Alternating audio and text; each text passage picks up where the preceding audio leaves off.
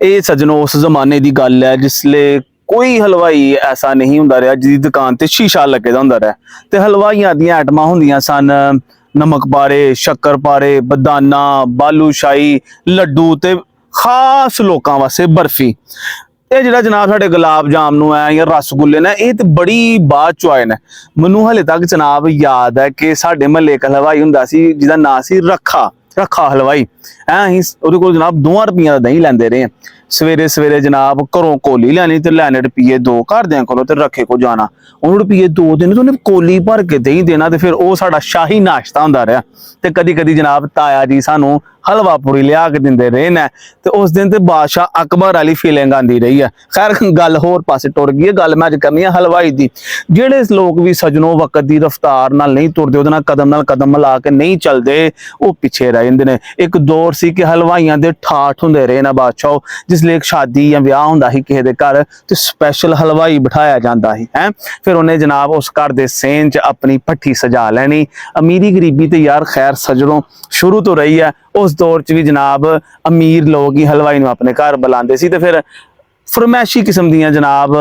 बर्फियां मिठाइयां ते आइटमां तैयार करांदे रहे न। ਇਹ ਜਿਹੜੀਆਂ ਅਸੀਂ ਜੁਗਤਾਂ ਸੁਣਨੇ ਨਾ ਹਲਵਾਈਆਂ ਦੇ ਵੱਲ ਨਾਲ ਕਿ ਬੰਦਾ ਗਿਆ ਨੇ ਕਿਹਾ ਉਸਤਾਦ ਤੈਨੂੰ ਕਿੰਨੇ ਸਾਲ ਲੱਗੇ ਜਲੇਬੀਆਂ ਕੱਢਦੇ ਉਹਨੇ ਕਿਹਾ ਮੈਨੂੰ 30 ਸਾਲ ਹੋ ਗਏ ਨਾ ਹਾਂ ਸਿੱਧੀਆਂ ਤੇਰੇ ਕੋਲ ਹੋਣ ਵੀ ਨਹੀਂ ਨਿਕਲਣ ਡੀਆਂ ਜਾਂ जनाब एक बंदा उन्हें किलो बर्फी खाधी है तो उन्हें हुण क्या गा मैनू एक रसगुल्ला दिओ मैं मूँह मिठा करना है तो हलवाई उन्हें कहे कि तू साबन खादा ऐसा कुछ नहीं है। हलवाई की दुकान पर जाके जनाब बंदे की हिम्मत नहीं होंदी इंज दियां गल्लां करन दी इंज दियां गल्लां करके ते पकौड़े समोसे वाली जिहड़ी वड्डी पौनी नहीं हुंदी तेल नाल गरम तेल नाल लिबड़ी उन्हें एक कराई ते साडी जनाब अकल बिल्कुल दुरुस्त मकाम ते आ जानी है। हलवाई नाल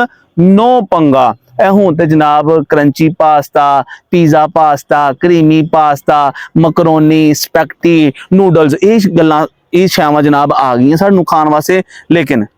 बूंदी और गरम गरम बूंदी खान का की स्वाद हुंदा रहा सी सजनों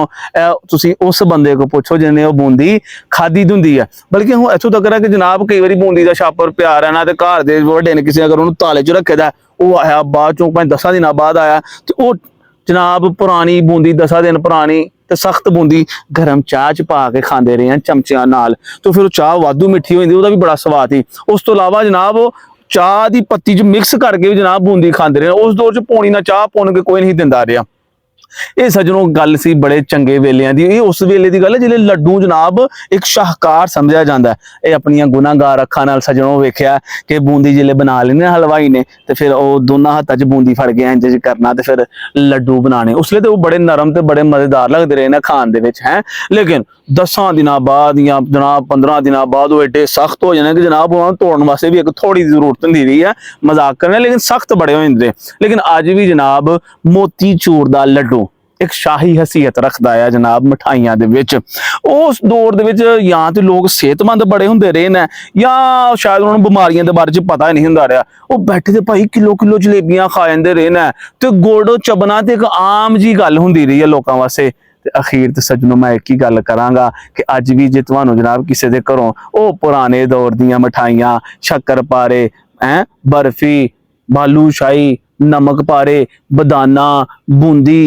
कोई भी यहो जी शै आ जाती है तो उस एहतराम नाल तुसीं उन्हां नूं खाओ और सोचो कि वो शैवां सन जिन्हां वास्ते असीं निक्के हुंदे जिद्दां करदे रहे हैं हसते वसते रहो। वीडियो चंगी लगी है तो लाइक करो शेयर करो जनाब चैनल नूं सबसक्राइब करो खुश रहो।